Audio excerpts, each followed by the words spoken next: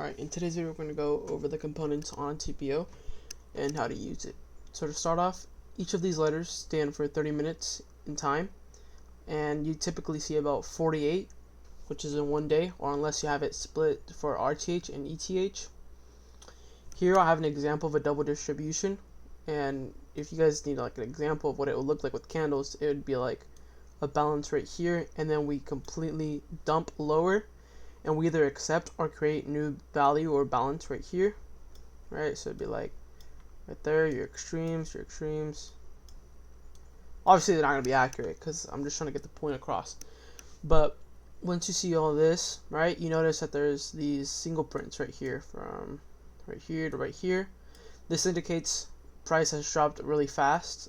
You can see here, if we bring out the box over here, you can see those single prints were created when we dumped lower. These are points of reversals, or we fill them rapid. So like, let's say a new day opens, right? We start off over here, we chop up a little bit. We can either come into a level, say right there, we come into it and reverse lower, or we can, again, let's say we open down here, we chop up a little bit, we fill them back rapidly, same way we created the single prints. We fill them and that's it. That's only two ways you use single prints, right? Then we noticed at the top right here, we notice we have two periods, right? This stands for a poor high. You want to see a period like vertical and diagonal as many as you want, like this. This would be considered a poor high or a poor low if you saw it at the bottom. These are kind of just points of interest, like take profits. They're not reversal points or anything, so don't use them like as, you just use them as take profits. Let's see, on the bottom right here, when we have one letter, it just means you have a completed auction. There's nothing to it. It's pretty simple as that.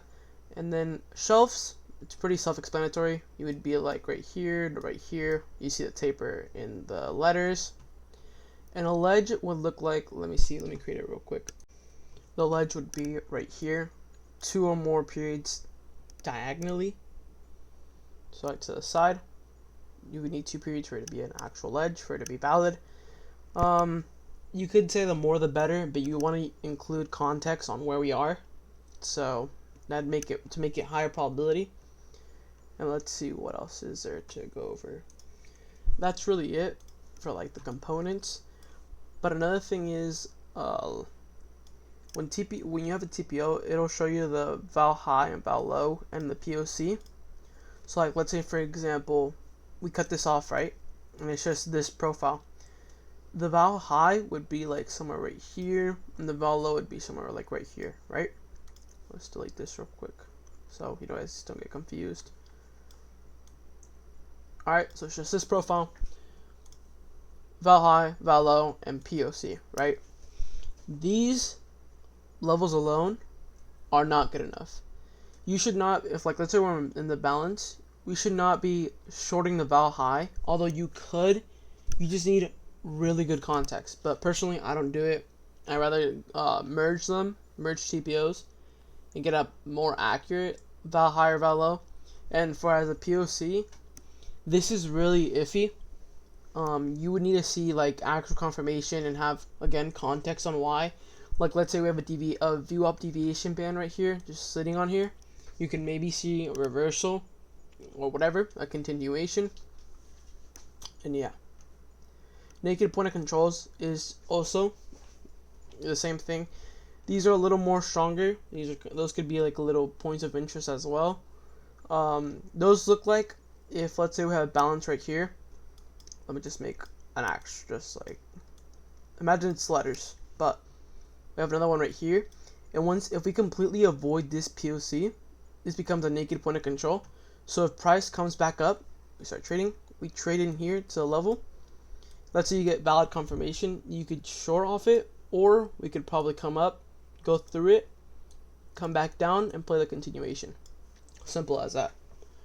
Now I want to go on the charts to show you guys what all these components look like and how I do my context, how to get my levels off TPO, and yeah. Alright, to start off, let's look at the prime example right here. we have clear single prints, right? If we expand this, what do we notice? Just huge expansion candles, right? We can clearly see, although we didn't fill them, if we expand this merged one, that next day we filled all these single prints. Again, not all of them, but we filled the majority of them, and we went back up higher, right? Prime example, clear single prints, right? Let's look at other subjects. Find some examples. Look, here's some good ledges right here. Pretty good ledges, all of these three. It could also be a shelf. Let's see if we expand this. Price doesn't really reject from these areas. But yeah, just as long as you guys have like context and conviction on why these should work, you guys can use them. I forgot about talking another topic. Axis. This is a pretty good example. First of all, on the volume profile of the TPO, you want to see it kind of taper. Just like right here, we had a spike and we slowly taper down, right? Then you could use this axis as a level of reversal or whatever. You could see right here, we got like 3 taps and we reversed. Fairly simple. If the volume profile doesn't show that we tapered around the axis, then it makes it invalid and you guys can't use that as a level. Let's see, let's go on to poor highs and poor lows. Let me find an example to show you guys. Alright, here's a good example right here. Let's zoom in a little bit. Right here we have 3 periods stacked diagonal, right? Then this would just be a point of interest. If we expand this, just completely lost it. If we open it, we could see that price opened right here, and its first objective was to come all the way up here and take this poor high, right? And while we were making that, we made a poor high again, right? We went back down, we took it out, boom, came back up, again, came down. This could, and I'm not sure about this, but yeah, this could have maybe been a poor low, but I'm not too sure about it. I'm not gonna lie to you guys. But yeah, examples again. Let's see. This is a poor high, poor low. That's really it. Poor high. Again, these are just kind of points of interest. They're not always gonna get hit. Like, it's not definitively going to hit this. So yeah. Let's see what else. A shelf. A shelf can actually be like, just like, let me see. Go forward. Right here, this could be a valid shelf. Right here we taper. If we expand this, this is 2 TPOs merged. We see that price kind of rejects on here, so it'd make it a valid level. And then down here, the same thing applies. Let's expand it. It's sort of what's it called, a shelf, but I have it drawn out over here on the volume profile. And then same up here. This also could be a shelf and a shelf. If we expand it, we notice that price tends to reject at the lows and the highs.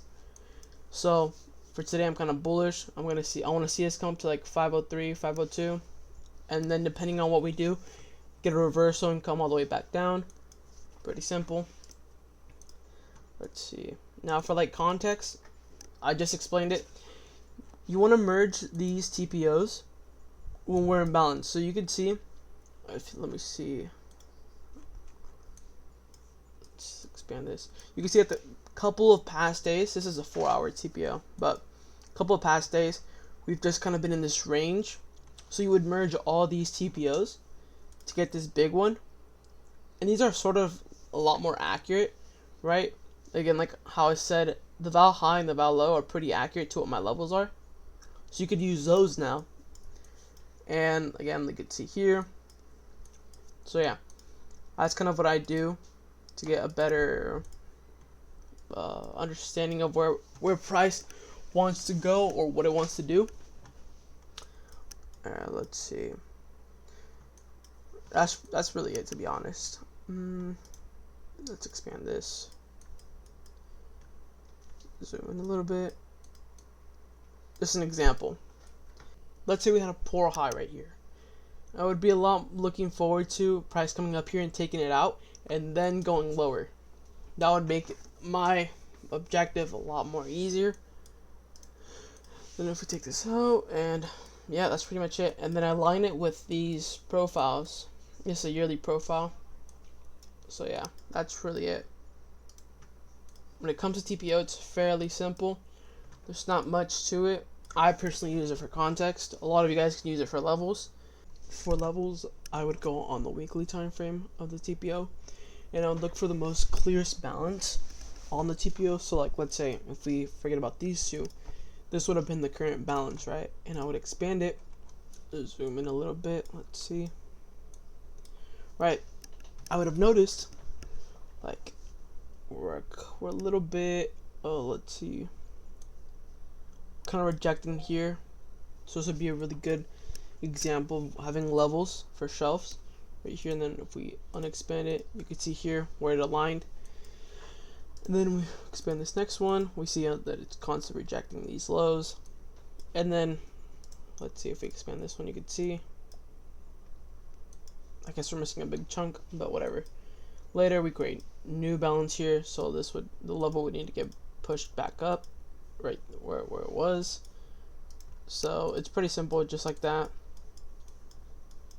Same for like ledges and all that. I would go on the higher time frame, again the weekly TPO, and I would get my levels for like shelves, ledges, naked point of controls, and yeah, that's basically it.